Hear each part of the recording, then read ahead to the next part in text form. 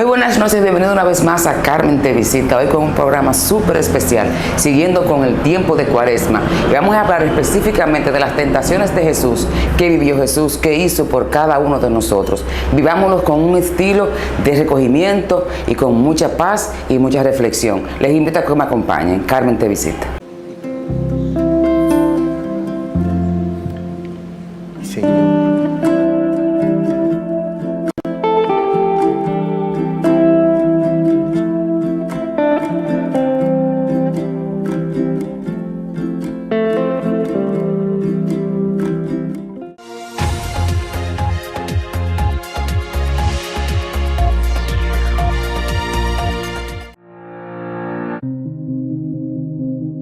Las tentaciones de Jesús son parte de un episodio de vida de Jesús narrado en el Nuevo Testamento por los evangelios de Mateo, Marcos y Lucas.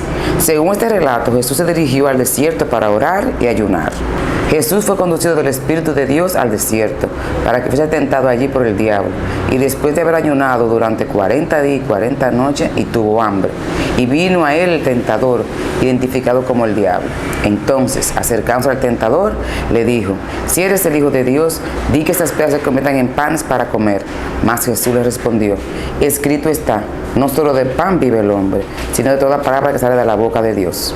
Después de esto, lo transportó el diablo a la santa ciudad de Jerusalén y lo puso sobre el pináculo del templo y le dijo: si eres el Hijo de Dios, lánzate de aquí abajo, pues está escrito que Dios te ha encomendado a sus ángeles, los cuales te tomarán tus manos para que tu pie no tropiece contra alguna piedra.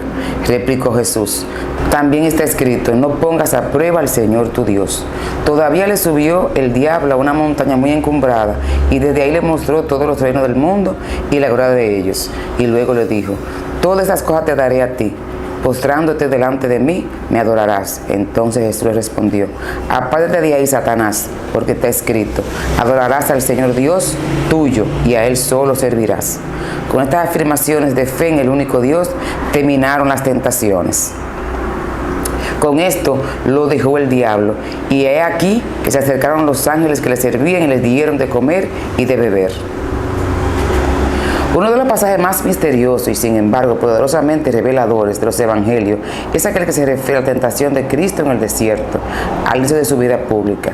Es tema que merece ser meditado, pues no solo incide en la contemplación de la naturaleza de nuestro Redentor, sino que también nos muestra cómo enfoca el demonio su presencia en lo que él considera su principado, el mundo.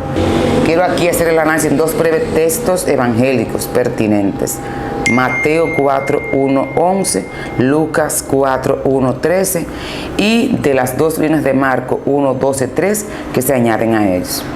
No han faltado a quienes, a partir del modernismo, vieran en estos pasajes neotestamentarios, alegorías o parábolas, ni otros que consideren lo ocurrido a Cristo en el desierto simples alucinaciones producidas por el hambre. No creo que sea este el más adecuado modo de aproximarse al texto sagrado. Para entenderlo y estudiarlo debidamente es menester humildad y confianza en la tradición apostólica y en general eclesial. Importa recoger el testimonio y el mensaje inspirado que nos transmiten los evangelistas. Desde luego que, como cada texto histórico, hay aquí la influencia cultural que gravita sobre el autor, en este caso semita, que se refleja en los giros del lenguaje, que pueden parecer extraños al lector de hoy, pero de otro modo no es admirable que se rehace a priori todo lo extraordinario y sobrenatural propio, precisamente, de la revelación cristiana. El relato de las tentaciones de Cristo en el desierto es colocada tanto por Mateo como Lucas inmediatamente después de su bautizo por Juan en el Jordán. Su inmersión en eso significa bautismo en el agua lustral de la penitencia, como cualquier otro nombre, de la entrega total al Padre, del descenso sobre él el Espíritu Santo y la confirmación de su divinidad por la propia voz del Altísimo. Se encuentra pues Jesús en el pórtico de su vida pública, cuando ya está investido ante el mundo de su misión mesiánica. Ambos textos, el de Mateo y el de Lucas, son muy semejantes, aunque algunas diferencias entre ellos deben ser señaladas. Según Mateo, Jesús fue llevado fuera al desierto por el Espíritu a ser tentado por el diablo. En Lucas, Jesús, lleno del Espíritu Santo, volvió del Jordán y fue conducido por el Espíritu al desierto, siendo tentado después de 40 días de ayuno. Dos preguntas surgen aquí. ¿Implica la formulación volvió del Jordán al desierto que ya había estado allí, quizá preparándose para el bautismo? Al emplearse la misma frase, allí quizá preparándose para el bautismo, al emplearse la misma frase, los vocablos Espíritu y Espíritu Santo, se están haciendo una distinción entre uno y el otro, o solamente evitando la repetición que haría más pesado el texto. Mateo precisa que fueron 40 días y 40 noches, pasados los cuales Cristo sintió hambre. Lucas dejó en claro que en este periodo nada comió. La frase termina en ambos evangelistas con la misma palabra: sufrió hambre. Es significativa la distinción entre el Espíritu Santo y el Espíritu que llevó a Jesús al desierto. No podría tratarse de un espíritu maligno, el propio tentador, que lo dirigía a la ocasión de la prueba de tentación. San Jerónimo en su comentario responde tajantemente: no puede haber duda que es el propio Espíritu Santo por el cual es llevado al desierto. ¿Por qué 40 días y 40 noches? El número 4 está cargado de simbolismo. 4 son los ríos del paraíso, 4 los ángulos del arca de la alianza y los vivientes de Ezequiel, 4 evangelistas. 10 veces 4, eso es la plenitud de 440. Merece esta cifra ser considerada entre los números sacratísimos y llenos de misterios, para emplear los términos de San Agustín. En efecto, es la duración de ayuno de Moisés en el Sinaí y de Elías en el monte Oret. El número de días tiene pues un sentido sacral. Hay una profunda vinculación entre el ayuno, desprendimiento en la entrega a Dios y la tentación. Dice Sirach el sabio: hijo, cuando entres al servicio de Dios, repara tu alma a la tentación. Y precisamente Jesús hacía eso al comenzar su vida pública. Comenzaba la batalla por la salvación de la humanidad para Dios. En este momento se acerca el diablo, en un momento en que Cristo se encuentra físicamente debilitado, pero inversamente no ha sido el fortificado y esclarecido por el ayuno, instrumento para acercarse a Dios. Hay algo aquí como una doble dialéctica: debilidad y fortaleza por el ayuno, conducción de Cristo al desierto por el Espíritu Santo y tentación por el demonio. Sobre este punto volveremos más adelante. Mateo habla del tentador, probador, provocador. Peira es la prueba, emparentado con el latino exterior. Lucas, en cambio, lo llama el calumniador, acusador, entreverador, acusador. Diablo quiere decir transponer, entrever y por lo tanto confundir. El que arma confusión y quiere así confundir al acusado. Digno de mención es que en breves textos Marcos lo designa de frente como Satanás, que en hebreo significa el adversario, el enemigo. También es interesante advertir que ninguno de los 3 evangelistas habla aquí del demonio, que sí será empleado más adelante en relación con los príncipes, como son llamados. Por lo demás, esta etimología emparentada como el latino deus y hace referencia a divinidades menores, en sí ambiguas, pues pueden ser benéficas o maléficas. El diablo en ambos textos comienza su tentación diciendo más o menos con las mismas palabras: si eres hijo de Dios, ordena que esta piedra se convierta en pan. El orden de las otras 2 tentaciones está invertido en Mateo y Lucas. Sigamos el orden de aquel.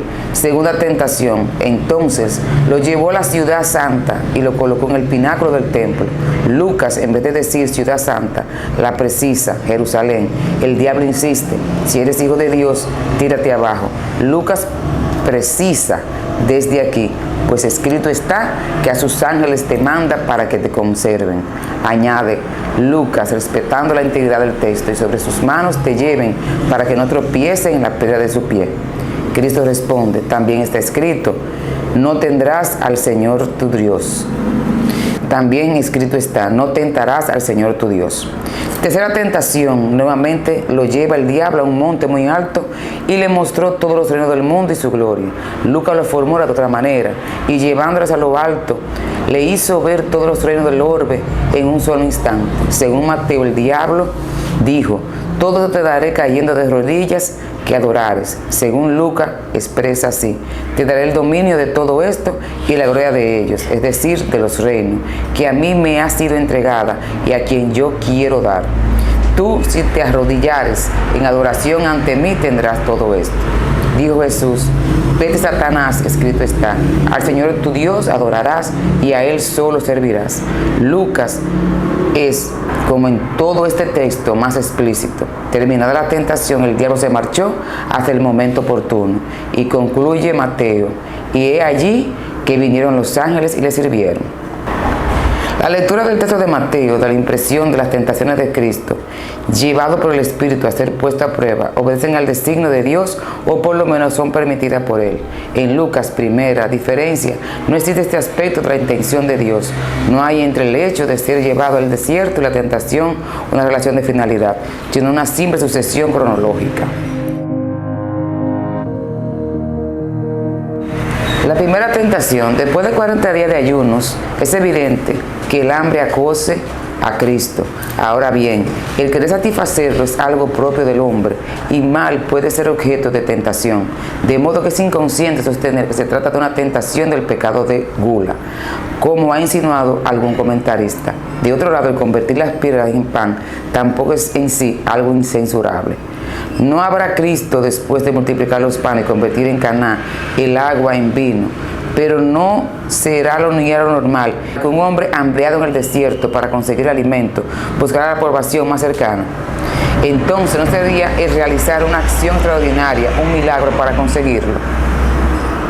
El tentador debe de creerse muy ingenioso, pues ha colocado a Cristo en un dilema. Si no realiza el prodigio, en cierto modo abdica a su filiación divina, pues no la defiende en debida forma. El acusador podrá sacar la conclusión de que es solo hombre y Cristo está obligado a dar testimonio de la verdad. Pero si ejecuta lo que es sugerido y sigue la insinuación de Satán, probará en cierto su divinidad y gloria, mas ello será a instancia de éste, que lo quiere llevar al pecado de soberbia. San Jerónimo, hábil dialéctico, nos dice que por lo contrario, el que se ha puesto en un dilema es el tentador mismo.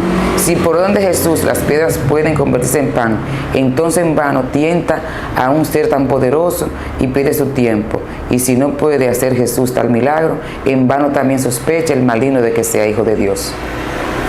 Únicamente Dios mismo es capaz de desatar el nudo. Recurre pues a Jesús, a la palabra de Dios en la Sagrada Escritura, a lo que está revelado y escrito, y da por respuesta que no solo de pan vive el hombre, sino la palabra que sale de la boca de Dios. No busca vencer al tentador con su poder divino, sino por su humildad, declarándole hombre. En dos citas, una del Deuteronomio y otra del libro de sabiduría. No solo de pan vive el hombre, sino de toda palabra que sale desde boca de Dios. Segunda tentación. El diablo comienza mostrando su poder. Lleva a Jesús al pináculo del templo de Jerusalén, al lugar más sagrado de la tierra, donde la casa de Dios toca el cielo. Su discurso de pronto se adapta al de Cristo y cita las Sagradas Escrituras. Él también sabe hacerlo para atacar, aunque en forma dolosa. Recurre a un salmo e insiste en declarar la divinidad de Cristo, pero ya no aprovecha una situación trivial, el hambre, sino al colocarlo en una cima, sugiere la vanagloria. Si eres hijo de Dios, tírate abajo, pues está escrito que los ángeles te protegerán. El tentador sugiere, insinúa, muestra espejismo, aconseja una caída, un lanzarse hacia abajo, pero no puede precipitar ni a Cristo ni a cualquier hombre. Requiere de la decisión de éste. Se remite al demonio 2 veces el artículo del Salmo 90, numeración de los Búlgata, y se refiere al hombre fiel, al justo, a quien protege al Altísimo. No trata de un salmo mesiánico que el diablo aplica arbitrariamente al Hijo de Dios. El fulero se guarda de citar el texto en su integridad. Mandará a él a sus ángeles para protegerte en todos tus caminos. Sobre sus palmas te llevarán, porque ya no te lastime tu pie en la piedra. Sobre el león y la víbora marcharás. Pisarás el cachorro del león y el dragón. Lanzarse al vacío sería tentar a Dios, es decir, poner a prueba un poder y misericordia, lo que es gravísimo pecado.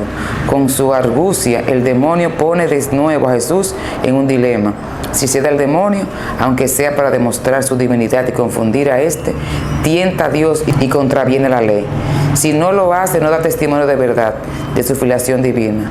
La tentación del maligno se dirige a Jesús, que tienta a Dios, es ponerlo a prueba de si se atreve a ponerse a prueba de su Padre. Tercera tentación. Dejándose de ineficaces referencias a la Sagrada Escritura, el diablo cambia de táctica, busca ahora impresionar con su grandeza y poder e intenta seducir por el lado humano a Jesús.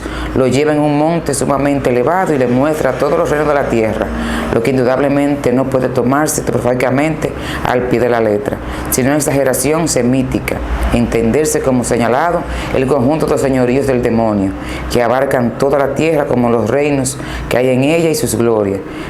Gloria que, como todos sabemos, son precarias y transitorias. Pequeño defecto que el tentador, como cualquier comerciante deshonesto que pregona su mercancía, omite, desde luego, señalar. Es interesante notar que pese a la naturaleza humana que hay en Cristo, el diablo no ensayará una tentación carnal. Aquí está en juego valores y antivalores más recónditos y trascendentes, aquellos que tuvieron a la raíz de la rebelión de los ángeles, en especial la soberbia, que es el pecado por excelencia. Antes, en la primera y segunda tentación, había pedido al demonio a Jesús que convirtiera en pan las piedras o que se arrojara al vacío, y no ofrecía nada a cambio, solo convencerse que Jesús es el Hijo de Dios. En este tercer paso, el provocador levanta al máximo sus pretensiones, que el Hijo de Dios lo adore, y promete como precio de ello todo lo que encierra la tierra, que es suya. Miente aquí de nuevo, pues como señala agudamente San Jerónimo, no es cierto que sea dueño de todos los reinos, de modo que pueda disponer de ello. Hay también sectores que resisten al mal, provincias espirituales que confían en Dios, gobernantes justos, etc.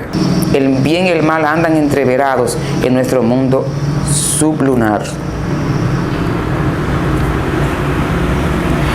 Llega así la tentación del paroxismo, intenta la sumisión de lo divino a Jesús y lo que hay de humano, el susceptible de ceder al halago del poder y la riqueza, y con ella la entrega de su personalidad divina y humana del mal.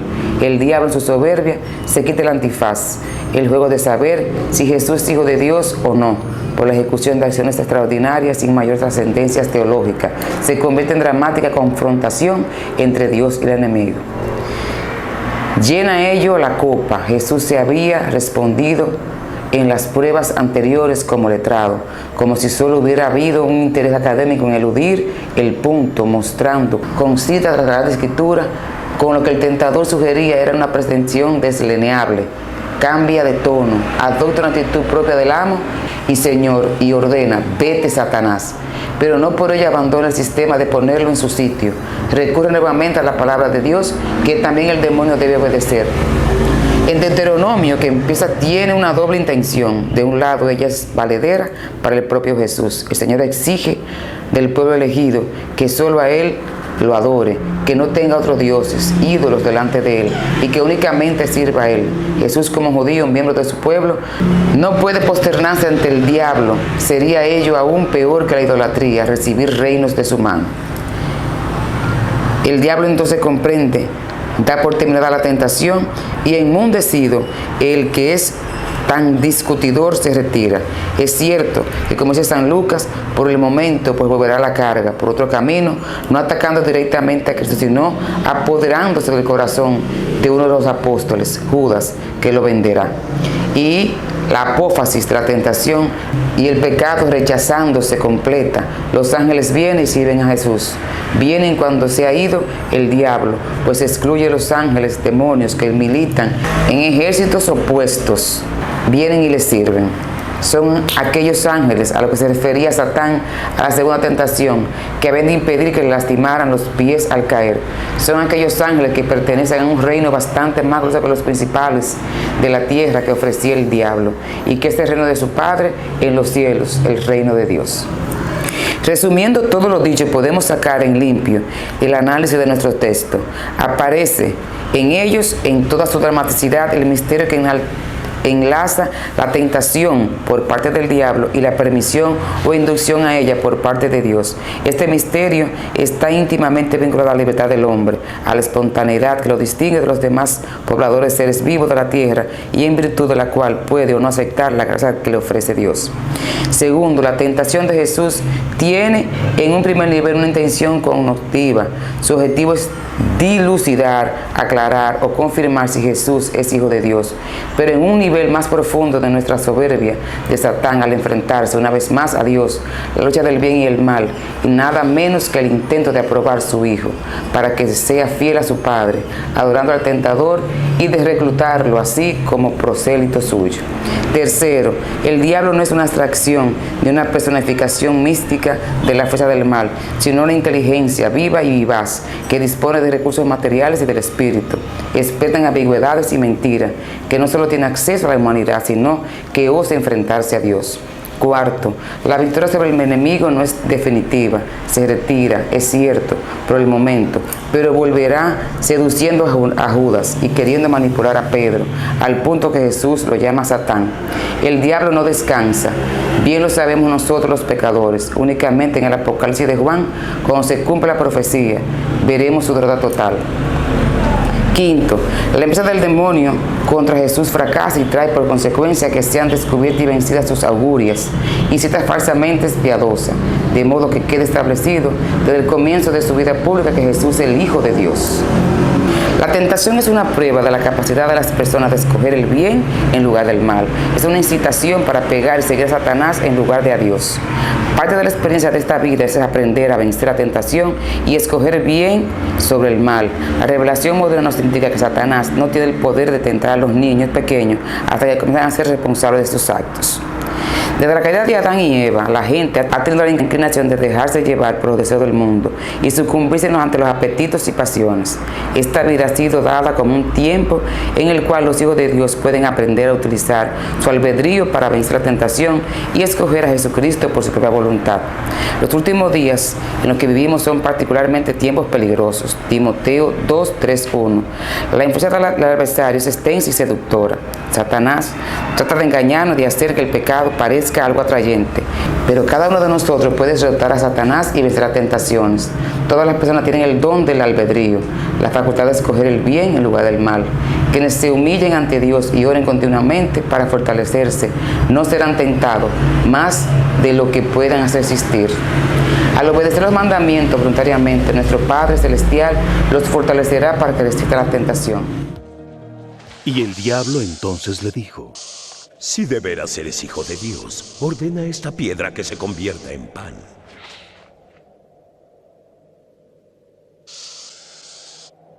Está escrito: no solo de pan vive el hombre, sino de la palabra de Dios.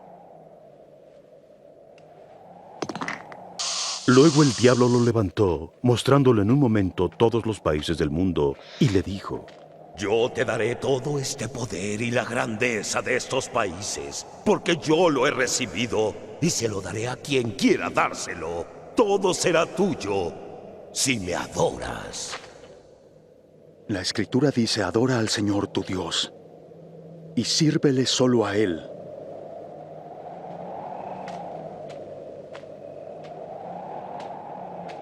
Después el diablo lo llevó a la ciudad de Jerusalén y lo subió a la parte más alta del templo y le dijo: Si de veras eres hijo de Dios, tírate abajo desde aquí. Porque las Escrituras dicen: Dios mandará que sus ángeles te cuiden y te protejan. Te levantarán con sus manos para que no tropieces con piedra alguna. La Escritura dice: no tentarás al Señor tu Dios.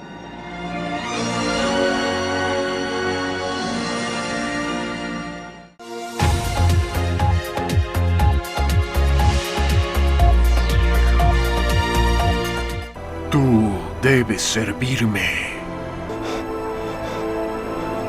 Ríndete, niega a tu Dios. ¡Lárgate de aquí, Satanás! Yo solo adoro y le sirvo a Dios, nuestro Señor. ¡Solo a Él!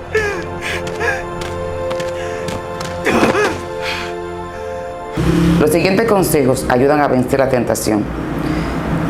centrar su vida en el Salvador. El profeta Gelamán aconsejó a sus hijos: recordad, hijos míos, recordad que es sobre la roca de nuestro Redentor, el cual es Cristo, el Hijo de Dios, donde debéis establecer vuestros fundamentos, para que cuando el diablo lance sus impetuosos vientos, si sus dardos en el torbellino, si cuando todo su granizo y furiosa tormenta os azoten, esto no tenga poder para arrastraros al abismo de miseria y angustia sin fin, a causa de las rocas sobre la cual estéis edificada, que es un fundamento seguro, un fundamento sobre el cual, si los hombres edifican, no caerán. El miércoles de ceniza se inicia la Cuaresma.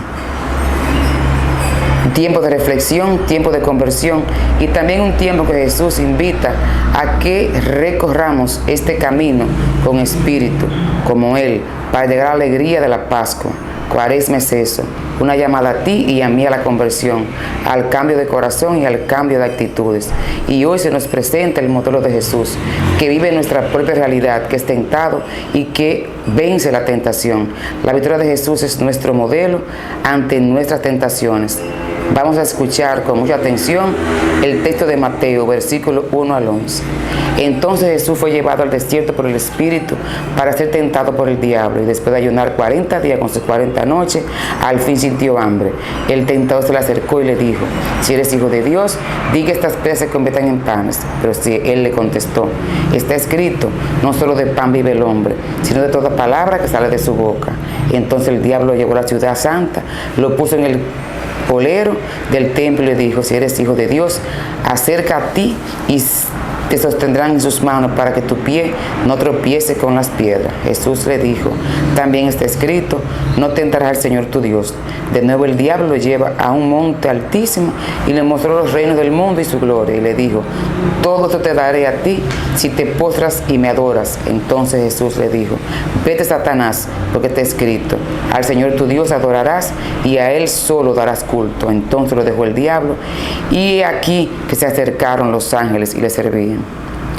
Jesús también parece tentado, acosado por el tentador, en tres tentaciones que el Evangelio de Mateo nos la pone y que ya pienso que son similares a nuestra propia vida.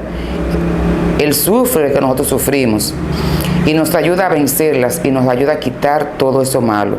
Nos ayuda a vencer la fama, el poder, el reconocimiento, porque el tentador quiere quitarnos y ser Él el protagonista, quiere ser Él y actuar como Él en lugar de Dios. La tentación es una realidad que a todos nos atrae, porque tenemos que saber responder con toda entereza. Hoy le tenemos que pedir mucho a Jesús que sepamos llegar a esa conquista, una conquista que se vence con la lucha, con el tesón, con el coraje, con la esperanza. Tú y yo sufrimos tentaciones, pero tenemos una gran alegría. Y esa alegría es saber que Jesús nos acompaña. Hoy te invito, junto conmigo, a que dirijamos a Jesús esta oración. Jesús, ¿pero por qué te fuiste al desierto? Jesús, ¿qué significa que tú hayas sido tentado en mi vida? Gracias, Jesús, porque nos enseña a vencer todo lo que nos atrae hacia lo negativo, porque nos conduce hacia el Espíritu, porque nos quita todo el mal y nos ayuda a vencer todo. Nunca te veré sin fuerza, extenuado.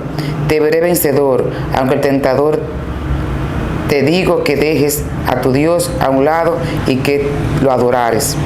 Piensa que la tentación es quitarnos el centro de Dios y poner nuestro centro en nosotros mismos. Pero necesitamos adorar al Señor.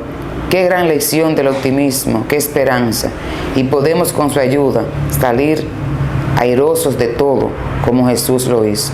Vamos a pedírselo a ti que me ve, tú y yo, muchos en este encuentro, para que cuando me domine el bienestar, el prestigio, el no poder entender que es el tentador y que tú eres mi Señor, cuando me domine el orgullo, la falta de esperanza, que luche y que diga: vete, apártate de mí, vete de mí.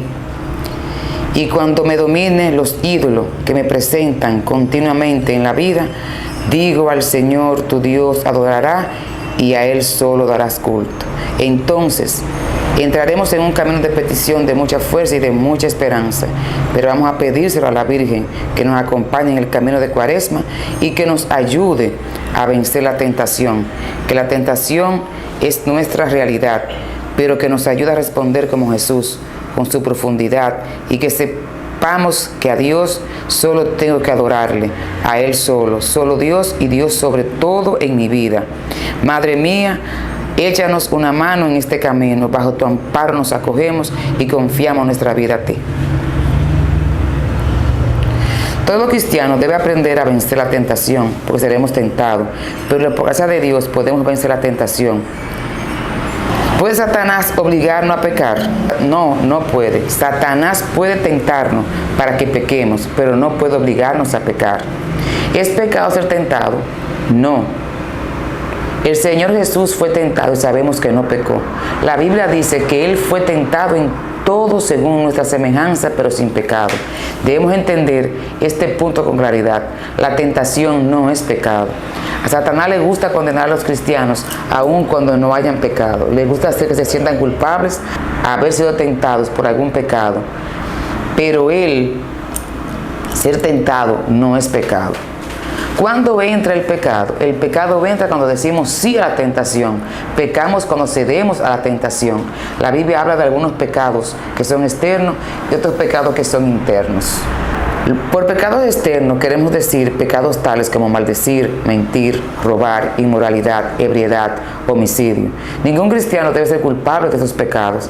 Si esos pecados todavía existen en la vida de una persona, no hay evidencia de que haya nacido de nuevo. Pero tristemente, tanto los cristianos como los inconversos son culpables de pecados internos. Por pecados internos queremos decir pecados tales como orgullo, celos, envidia, egoísmo, falta de perdón, odio, codicia. Estos son los pecados secretos que los ojos del hombre no pueden ver, pero sí los ve y a su vista son odiosos. Tenemos que aprender a triunfar sobre ellos. Cada cristiano tiene algún pecado que le asedia. Ese es el pecado con el cual más eres tentado. Satanás conoce tu punto más débil y es allí donde más te tienta. Para triunfar sobre ese pecado y los demás pecados en tu vida, debes aprender a vencer la tentación. Para vencer la tentación debes tener pendiente estas 4 cosas. Depender de tu muerte con Cristo, depender de la vida de Cristo en ti, amarte con la palabra de Dios y no hacer caso de la carne. Depender de tu muerte con Cristo. Como cristiano, tú y yo hemos sido rescatados del reino de las tinieblas, donde reina el pecado. ¿Cómo fuimos liberados? Fuimos liberados por nuestra muerte con Cristo. Dios nos puso en Cristo sobre la cruz. Cuando Cristo murió, morimos juntamente con Él. Cuando fue sepultado, fuimos sepultados con Él. Cuando resucitó de entre los muertos, también resucitamos con Él. La Biblia dice, dando gracias al Padre, cuando nos ha librado de la potestad de las tinieblas y trasladado al reino de su amado Hijo. Colosenses 1, 12, 13. ¿Qué quiere decir Cristo con esto? Quiere decir que en Cristo hemos sido librados del reino de las tinieblas donde reina el pecado. Ya no estamos bajo la autoridad del pecado. Esta es una gran verdad y debemos contar con ella. La Biblia dice, así también vosotros consideraos muertos del pecado, pero vivos para Dios en Cristo Jesús, Señor nuestro. Romanos 6, 11. ¿Cómo obtenemos la libertad del servicio del pecador? Reclamando. La Biblia dice, no reine pues el pecado en vuestro cuerpo mortal, de modo que lo obedezcáis en sus concupiscencias. Romanos 6, 12. Pensemos en un joven que se alista en el ejército. Este baja la autoridad del ejército. Tiene que trabajar duramente y obedecer a un oficial superior. Pasan los años y llega el día en que se le da de baja. Más tarde, en ese mismo día, se encuentra un oficial superior. El oficial le dice, José, quiero que vaya a barrer el cuartel y limpiar y pulir los fusiles. Se dirige a él y le dice respetuosamente, no más de eso para mí, señor. El oficial le dice, ¿qué quiere decir con eso, José? Durante ya 4 años he obedecido mis órdenes.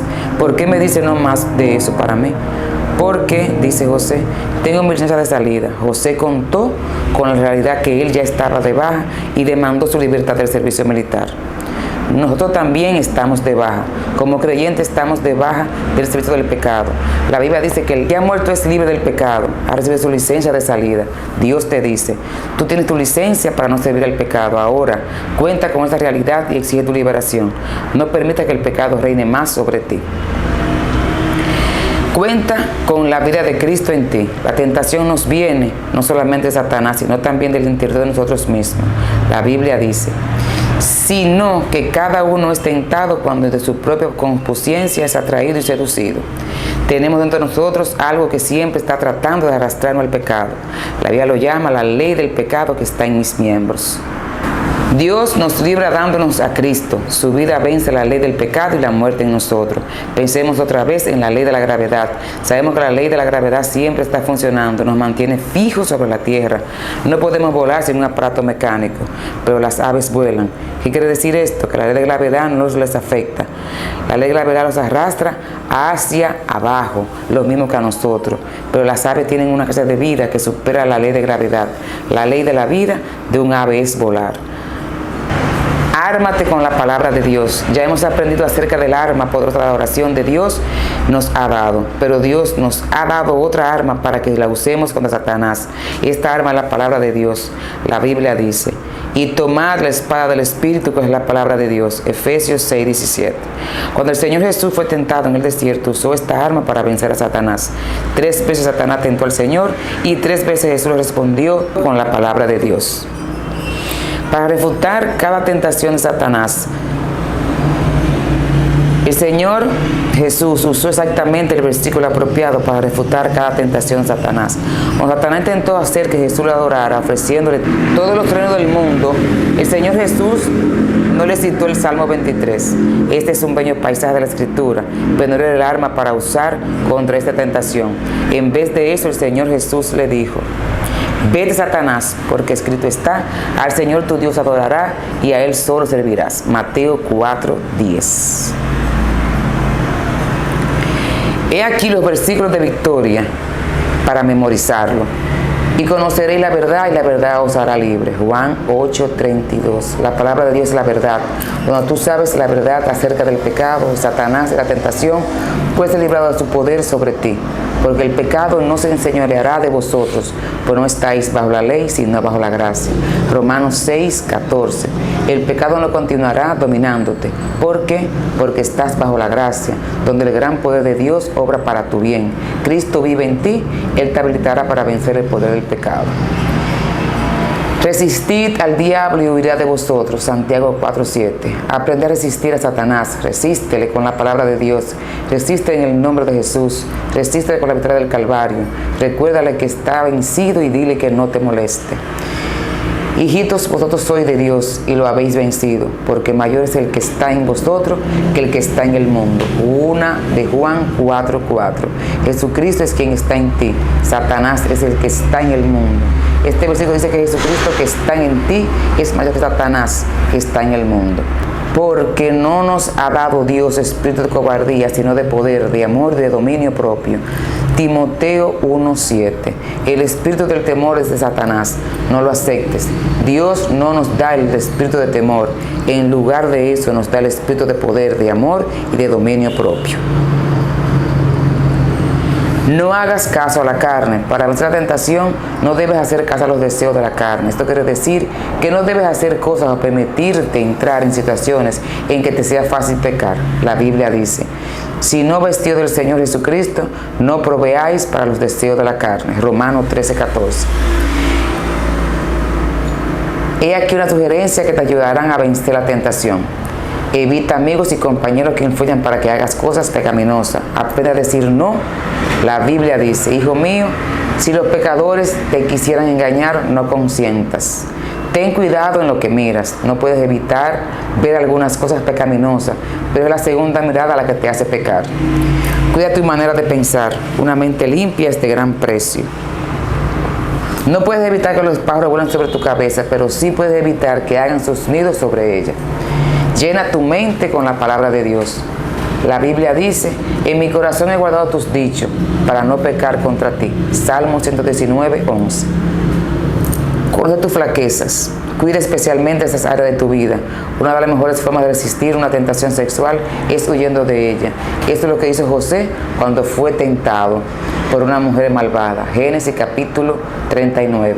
No vayas a ninguna parte donde no quisieran estar cuando venga el Señor Jesús. No hagas nada que no quisieras estar haciendo cuando venga el Señor. Confiesa tu pecado inmediatamente. No permanezcas en la derrota. Busca al Señor para librarte de la tentación. El salmista dijo: mis ojos están siempre hacia Jehová, porque sacará mis pies de la red. Salmo 25:15. No seas engañado por Satanás. La Biblia dice, toda buena dádiva y todo don perfecto es de lo alto. Si no viene de Dios y en la forma de Dios, dispones pecado, reconócelo como tal y recházalo. Dios nos ha dado una promesa maravillosa en 1 Corintios 10:13. Cada cristiano debe memorizarla, este versículo. Nos ha sobrevenido ninguna tentación que no sea humana, pero fiel es Dios, que no os dejará ser tentado más de lo que podéis resistir, sino que dará también juntamente con la tentación la salida para que podáis soportar. Esto quiere decir que tú puedes contar con Él. Él hará lo que dice que hará, que promete Dios aquí. Promete que no te dejará ser tentado más de lo que tú puedes aguantar. Promete abrir una salida para ti, para que no tengas que pecar. Tú puedes tener victoria sobre toda tentación. Dios dice, el pecado no se enseñoreará de vosotros. Recuerda estas 4 cosas. Cuenta con tu muerte con Cristo. Cuenta con la vida de Cristo en ti. Ármate con la palabra de Dios y no hagas caso de la carne.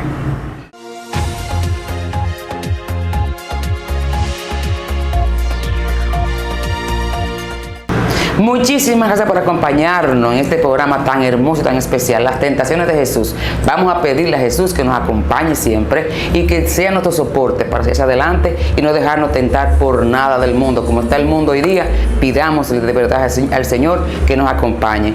Y la invito a que la semana que viene da un seguimiento a la Cuaresma, las tentaciones, un programa súper especial sobre la Semana Santa, la Semana Mayor. Un tiempo que esperando en Dios todos verdaderamente nos hayamos adentrado y ver qué debemos de cambiar, qué debemos de seguir para que este mundo sea un poquito mejor. Muchísimas gracias. Les espero el próximo domingo con una entrega más de Carmen Te Visita. Bye, bye, buenas noches.